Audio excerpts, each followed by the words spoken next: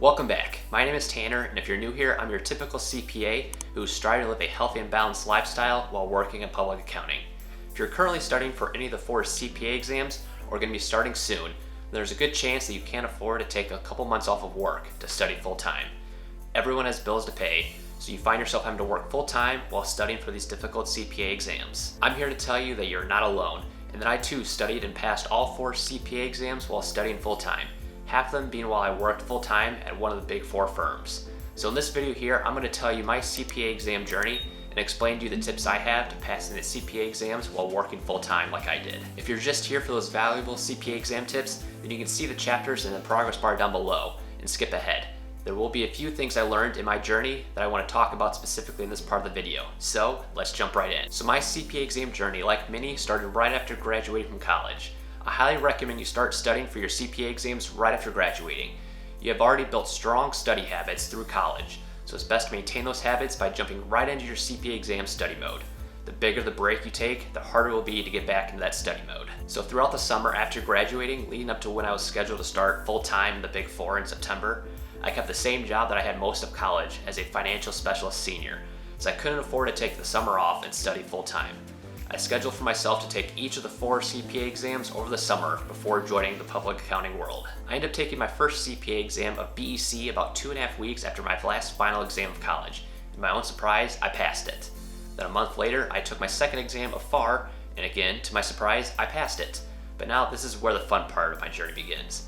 So I spent the next month to study for audit, and I failed it with a score of a 73. Failing that exam was a little bit of a punch to the gut, as here I am, going into the audit profession, and I just failed the audit CPA exam.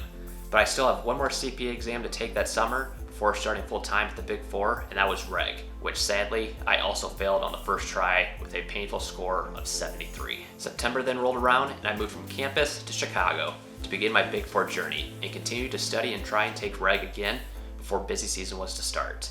So in November, I took Reg again. I failed, this time with an even more painful score of a 74. Busy season was now here, and I wouldn't recommend anyone to try studying for CPA exams during busy season. Your time could be better spent outside of working 70 hours a week by taking care of yourself, working out, and getting quality sleep.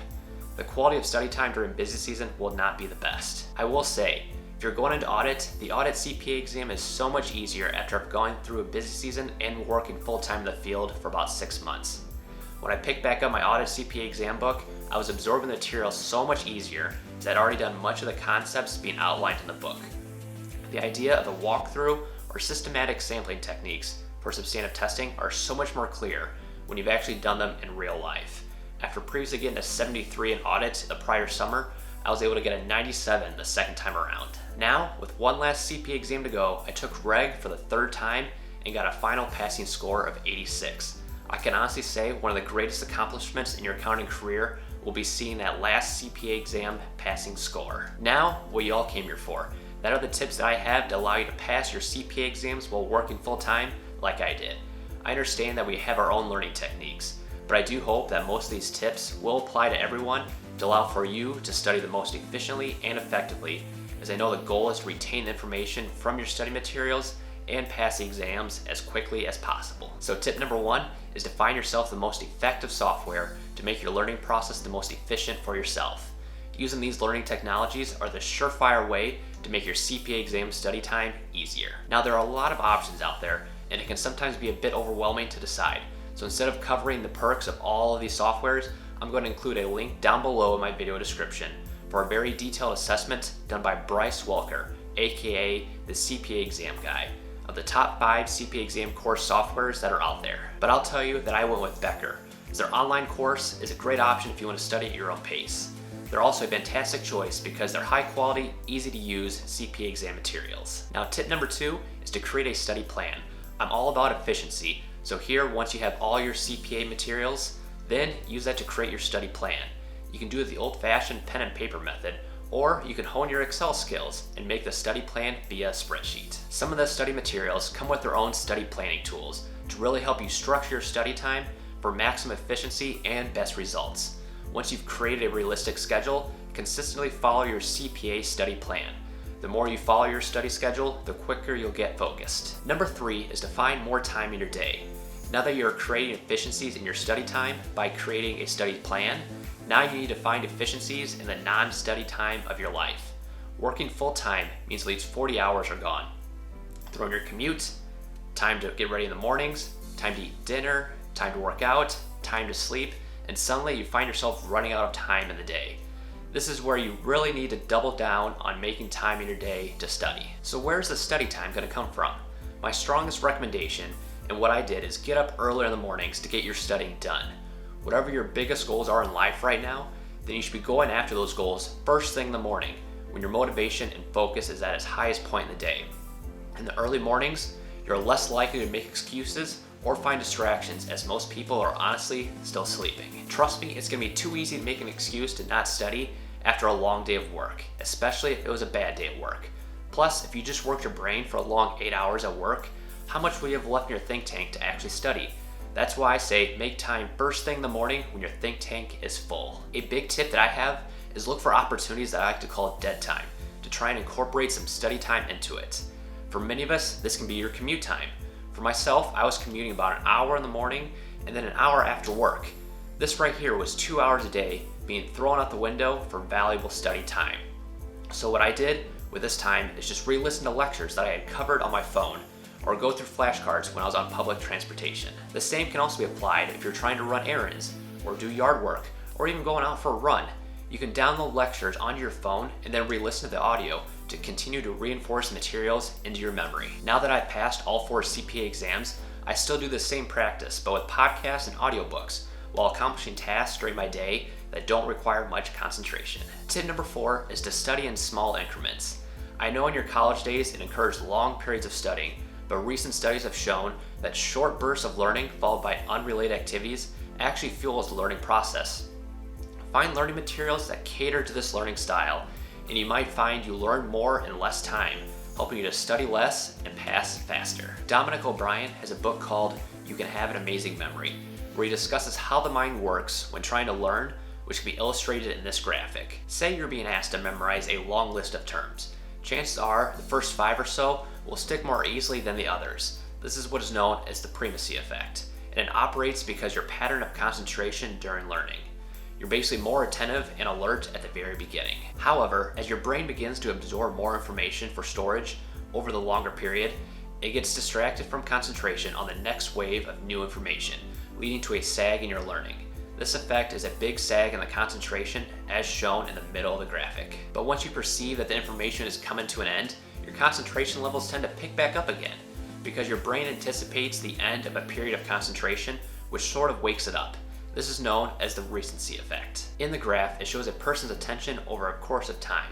The primacy and the recency effects result in a big sag in concentration right in the middle, so that recall levels drop to about 25%. In any case, it's crucial to divide up your time into shorter bursts of study, and that has been proven repeatedly that it is better than to focus on your full 2 to 3 hours of studying before taking a break. So the next time you're studying, working, or learning something new, force yourself to try and take breaks every 25 to 30 minutes. Much of my early mornings would consist of wake up, study, work out, study again, and then get ready for work. And if time allowed, I would study some more. Number 5 touches upon what I covered in my CPA exam journey earlier in this video, and that is to leverage what you know. If you're working full-time in the accounting field, you're likely well immersed in several of the topics covered in the CPA exam.